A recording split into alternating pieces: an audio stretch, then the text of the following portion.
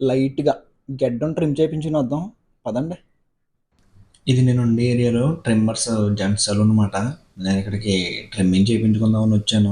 సక్సెస్‌ఫుల్‌గా beard trim చేయించుకున్న తర్వాత ఎందుకో హెయిర్‌కి మళ్ళీ హైలైట్స్ వేయించుకోవాలి అనిపించింది మాట. అతనో ఆమె తెలీదు గానీ హెయిర్ బాగానే సెట్ చేస్తున్నాడు. మంచి ప్రొఫెషనల్ అనుకుంటా. ఫస్ట్ బ్లీచ్ అప్లై చేస్తున్నాడు మొత్తం హెయిర్‌కి.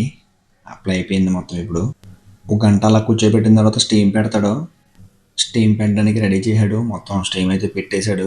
నిజం చెప్పాలంటే చాలామంది అనుకుంటారన్నమాట హెయిర్ కలర్ వేయించుకోవాలి అలా ఇలా అని. కాకపోతే నలుగురు ఏమనుకుంటారో, సమాజం ఏమనుకుంటుంది అనేసి మన ఇష్టాలను చంపేసుకుంటారు. అలా అసలు మనం ఎందుకు బ్రతకాలి చెప్పండి? మనకు నచ్చినట్టు మనం బ్రతకాలి.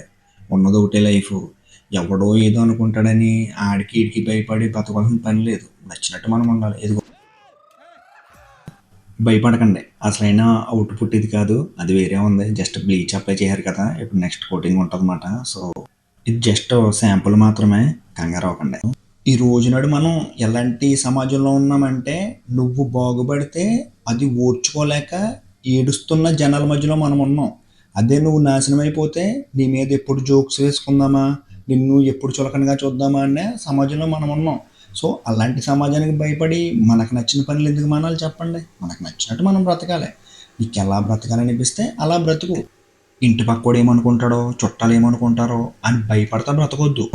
ఒకటే పాయింట్, నువ్వు సంపాదించుకుంటున్నావా, నీ తల్లిదండ్రులని హ్యాపీగా చూసుకున్నావా, నీ స్వేచ్ఛగా నువ్వు బ్రతుకుతున్నావా, నీ డబ్బులు నువ్వు కూర్చోబెట్టుకుంటున్నావా, ఖలాస్. ఇంక బయటోడు ఎవరికి కూడా సమాధానం చెప్పాల్సిన అవసరం లేదు. ఇది మన అవుట్‌పుట్. దీన్ని cool brown with warm highlights అంటారు. సో, నచ్చింది నాకు. స్టైల్‌గా ఉంది కదా! స్టైల్గా ఉంది కదా, నాకు కూడా నచ్చింది. అట్లుంటది మనతోని. ఎట్లుంటది మరి మనతోని?